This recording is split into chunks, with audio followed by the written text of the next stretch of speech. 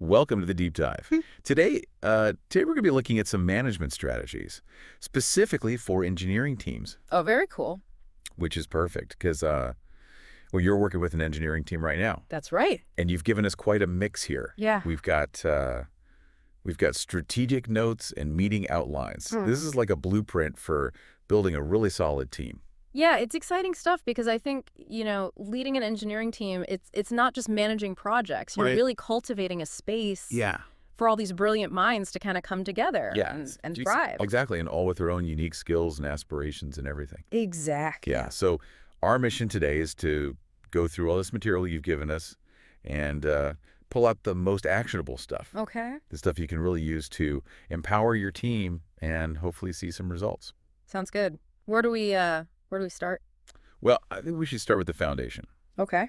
and that's understanding your team members. So I noticed a recurring theme in your notes here, Mm-hmm.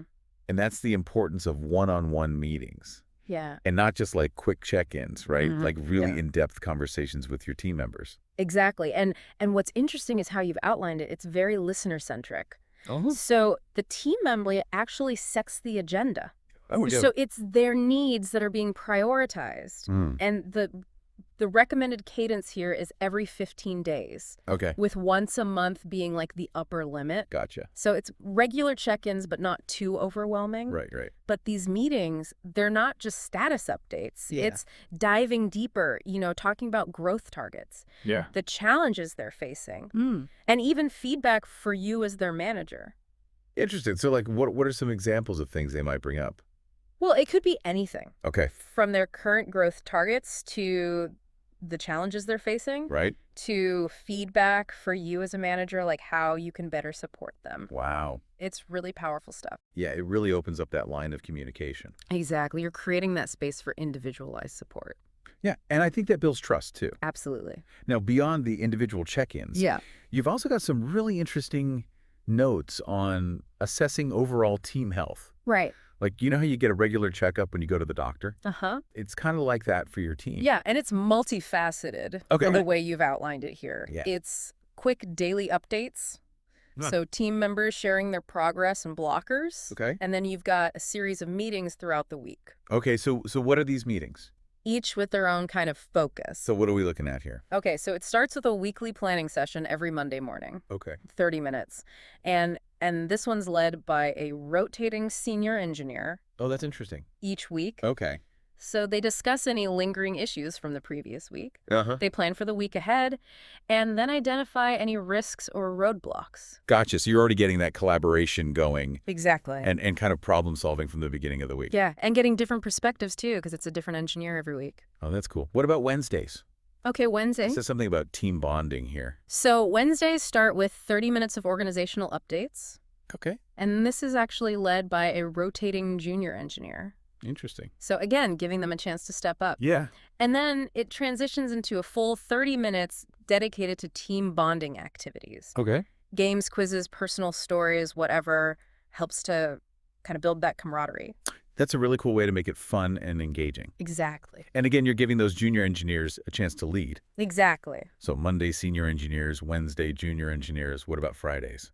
Fridays are dedicated to either sprint planning or retrospectives. Okay. And you as a manager would take the lead for these. Okay. So during retrospectives, you analyze the previous sprint, identify what went well, what could be improved. Right. All those valuable insights. Continuous improvement. Exactly. And of course, during sprint planning, you'd lay out the plan for the upcoming sprint. Right. Everyone's on the same page. Exactly. So we've got these daily pulse checks. Right. We've got strategic planning led by senior engineers, Uh-huh. team building led by junior engineers, Yeah, and then the sprint cycle is anchored by the manager. that's right. That's a comprehensive system. It really is. And each element kind of provides those valuable data points. So you can assess that overall team health.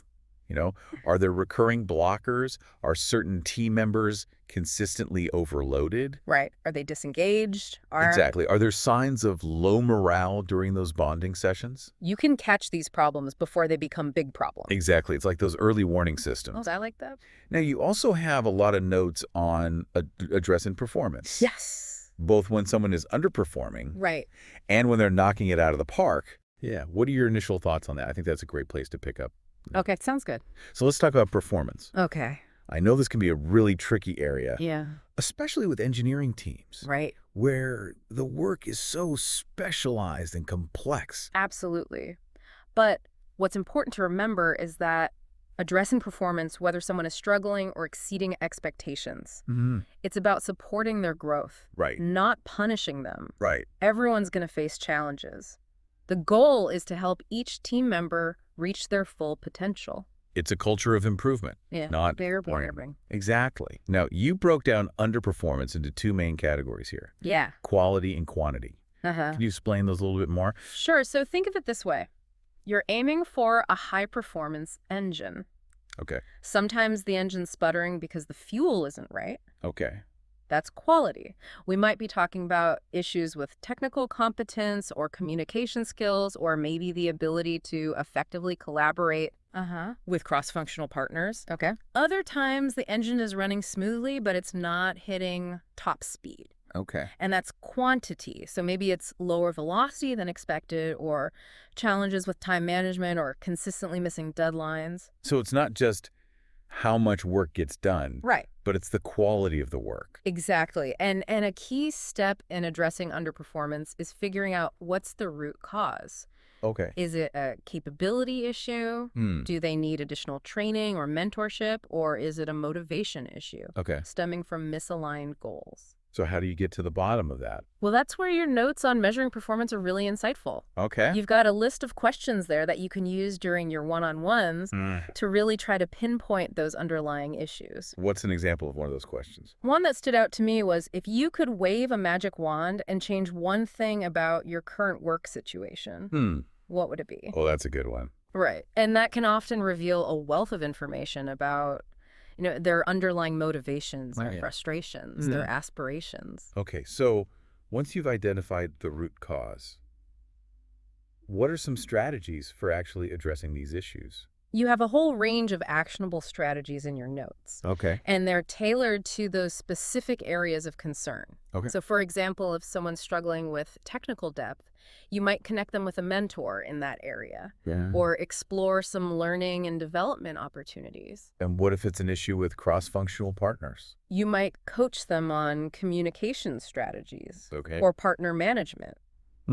If communication is the issue, the focus could be on encouraging over-communication and embracing those challenges rather than avoiding them. Interesting. If it's time management, maybe advise them to serialize their work instead of juggling too many things at once. Right. Or coaching on prioritization techniques. It's really interesting how every problem has such a different approach. Right. It's all about that individualized support and guidance. Yeah. Okay, so you've also documented a performance improvement process here. Yeah. That seems very structured. It is. Walk me through that. So it starts with setting those crystal clear expectations and goals. Okay. Then providing regular feedback, offering the necessary support and resources, and closely monitoring progress. So is there still room for collaboration in this structured process, or is it kind of like top-down? It's definitely a partnership, working together towards that shared goal of improvement. Okay, so we focused a lot on underperformance. Yeah. But what about managing high performers? Right. I'll be honest, I didn't really think of that as a challenge initially. If someone is exceeding expectations, great, let them run with it. You would think so, but there are actually a lot of risks associated with unmanaged high performers. Oh, really? Like what? So first, there's the risk of burnout if they're consistently taking on too much. You also have that key individual risk where the team becomes overly reliant on one person, which can create a bottleneck. Yeah, so if that one person is out, then everything comes to a halt. It's like a single point of failure. Okay, I see what you mean. What about team dynamics? That's another one. Okay. If one person is constantly shining, others might feel neglected. Oh, okay. Or that their own growth is being stifled. Yeah. It can lead to knowledge silos if they're not actively sharing their expertise. Right, so one person knows everything. Exactly. No one else can contribute. And there's also the risk of the high performer themselves stagnating if they're not continuously challenged or given opportunities to grow. And you have to think about recognition, too. Absolutely. Yeah, they need to feel valued. Yeah, you can't just take them for granted. Exactly. If their impact isn't recognized, they might get demotivated or even resentful. Wow. Okay, so there's a lot more to it than I realized. There really is. It's a deliberate and strategic approach. So what are some of those strategies for managing high performers? Well, first, it's really understanding their strengths. Okay. Are they technically brilliant? Are they amazing communicators? Are they natural leaders? Right. You know, what are they really good at? Figure out what makes them tick. Exactly. And once you know that, you can create a personalized growth plan Right. to help them develop in other areas. And they're not just a one-trick pony. Exactly. Yeah. And then it's about giving them opportunities that align with their strengths and aspirations. So maybe it's giving them more challenging problems to solve. Right. Maybe expanding their scope to work across different teams. So you keep them engaged. Exactly. And then, of course, recognition. You want to Yeah. celebrate those wins. At all levels, right? Yeah, big or small. So, okay, we've talked about understanding individual team members, Yeah. assessing team health, managing performance for those who need support and those who are excelling. But leadership goes beyond just your immediate team, right? Right. What about communicating up and out to senior leadership? That's a whole other layer. How do you effectively convey Right. all the stuff that's going on with your team, Yeah. their achievements, their challenges, to people who aren't as close to the day-to-day work? That's a really crucial aspect of leadership communication, and your notes have some excellent guidance on this. Okay, so break it down for me. What do I need to know? So you emphasize clarity, Okay. conciseness, data-driven communication, Okay. and proactive communication. Okay, so what does that look like in practice? So clarity and conciseness, that's about sharing insights, not data dumps. Okay. Think executive summary, not technical manual. Gotcha. So distill it down to the essentials. No walls of text. Exactly. Data-driven communication. Yeah. That means backing up your points with metrics, Okay. not just anecdotes. So you have the numbers to back it up. Exactly. Adds credibility. But you also got to balance that with storytelling, right? Absolutely. You know, use the metrics to support a compelling narrative. You got it, and your notes are spot on here. Yeah. Use metrics in documents and dashboards Okay. for reference, but reserve the stories for that verbal communication. Right, where it has more impact. Exactly. What about actionable insights? Yeah, that was another one. That's key when you're talking about challenges. Okay. Don't just present problems, offer solutions. Okay. Or specific asks. So I see a problem. Right. Here's how we can fix it. Exactly. Think solution-oriented. Okay. Not just problem-focused. Gotcha. And then proactive communication, that means anticipating leadership's needs. Okay. Highlighting potential risks in advance. So it's like you're thinking a few steps ahead. Exactly. It's like playing chess. Right. Leadership needs to see the whole board. Yeah. And not only are you pointing out the threats, Right. but you're coming with a strategy. Exactly. Okay, I like it. And your notes outline various channels for leadership communication, everything from on-demand dashboards to asynchronous weekly updates to monthly one-on-ones with the VP. Right. And then the quarterly business reviews. Exactly. It's a multi-layered communication system. You've really thought this through. Well, just trying to be a good leader. Well, speaking of leadership, your notes also mention Lencioni's model of team dysfunction. Can we talk about that a little bit? Absolutely. It's a fantastic tool for understanding how dysfunction can impact performance. Yeah. And it's structured as a pyramid Okay. with the absence of trust at the very base. Okay. So if you don't have trust, you can't really build Exactly. anything on top of that. When there's no trust, people aren't vulnerable. Right. They don't share openly. Right. They're afraid to speak up. And that leads to the second level, fear of conflict. Because if you don't trust anyone, right. you're not going to challenge You're them. not going to speak up. Right. Even if it's for the benefit of the team. Right. Okay. And then? And that leads to lack of commitment. Okay. Because things haven't been openly discussed. There's no buy-in. Right. People aren't really on board. And then that leads to avoidance of accountability. Okay. Because if they're not committed to the goals, they're not going to hold themselves accountable. Makes sense. And then finally, we reach the top of the pyramid, inattention to results. Okay. Without accountability. Yeah. And a shared focus on goals. Right. Individual agendas take precedence. And it all falls apart. The team loses sight of those objectives. So you can really see how each level builds on the previous level. Yeah, it's a cascade. Yeah. And it leads to just total failure. It's a powerful reminder that building a high-performing team, it requires more than just technical skills. Yeah. You need trust, Communication. Accountability. Start accountability. So it's really leadership that builds that culture. It is. Okay, so we've covered a lot from understanding individual team members to managing performance to leadership communication. Yeah. What stands out to you the most? Honestly, the level of thought and detail you've put into this is impressive. Well, thank you. You've clearly given this a lot of consideration. I have. But I'm sure you still have some questions. Well, actually, now that you mention it, there was one thing I wanted to ask you about when we were talking about asynchronous updates and weekly summaries. Right. You mentioned using LLMs, large language models, for generating those summaries. Yeah. I'm curious to hear more about that. Well, that's interesting because it raises a broader question about the role of AI in engineering management. Right, and how these technologies are going to shape the future. Exactly. Will it augment human capabilities, or will it actually take on a more autonomous role in managing teams?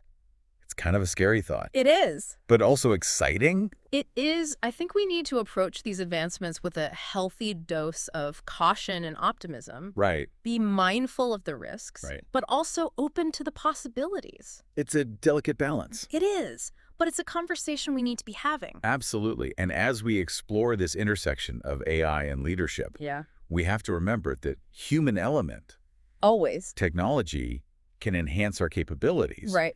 But it can't replace empathy. Exactly. And creativity and intuition. Those are uniquely human traits. Okay, so as I move forward with all this, I should think about how I can integrate AI. Think about the potential benefits and challenges. How can it streamline your workflows, enhance decision-making, personalize growth plans? You've given me a lot to think about today. It's been my pleasure. Thank you so much for all of your insights. Happy to do it. You know, as we wrap up, one thing that really stood out to me was that emphasis on rotating leadership roles during team meetings. Yeah. I mean, what a fantastic way to encourage development and engagement at all levels. It is. You get to see a senior engineer lead the weekly planning meeting. Right. They get to kind of flex their leadership muscles. Right. Exposes the rest of the team to different leadership styles. And then having a junior engineer lead the bonding session. Right. You know, it encourages them to step outside their comfort zone. Yeah, to take ownership. Contribute to the team's culture. That's a win-win. It really is. And it all ties back to those individualized growth plans. Absolutely. You're giving them opportunities to lead and really grow and reach their full potential. You're creating this team of mini leaders. Right. Empowered to contribute and make a difference. It's not about micromanaging. It's about fostering that environment where they feel valued. Exactly. And, you know, able to contribute. It all starts with understanding your team members. Right. Their strengths, their weaknesses. Some aspirations. And then building on that with clear communication, setting goals. Continuous improvement. And celebrating those successes along the way. Yes, absolutely. And, you know, recognizing those achievements, big or small. It's easy to get caught up in the day-to-day. Right. And forget to celebrate those wins. And then builds a strong team. Builds a strong team, happy team. Yeah, happy team. That's what leads to success. Exactly. And not just, you know, hitting those project milestones, but like it makes it enjoyable. More fulfilling work experience. Exactly. Yeah. Well said. So as I embark on this leadership journey with all of these insights and strategies, remember, it's a continuous process. Absolutely. It's okay if I don't have all the answers right away. Experiment, try new things, adjust your approach as you go. What works best for my team? Exactly. And my organization. Embrace the journey. Embrace the journey. I love it. And never stop learning. Okay. Stay curious, stay engaged. Yeah. And remember that human element. It's all about the people. Beautiful. Those are words to live by. Thank you so much for guiding us through this deep dive. It was my pleasure. It's been an incredible journey, and I have no doubt that our listener is walking away with so much. I hope so. To help them lead their team to success. Leadership is a journey, not a destination. Oh, I like that. Enjoy the ride. Enjoy the ride. And that's it for this episode of The Deep Dive. Great. Until next time, keep exploring, keep learning, and keep diving deep.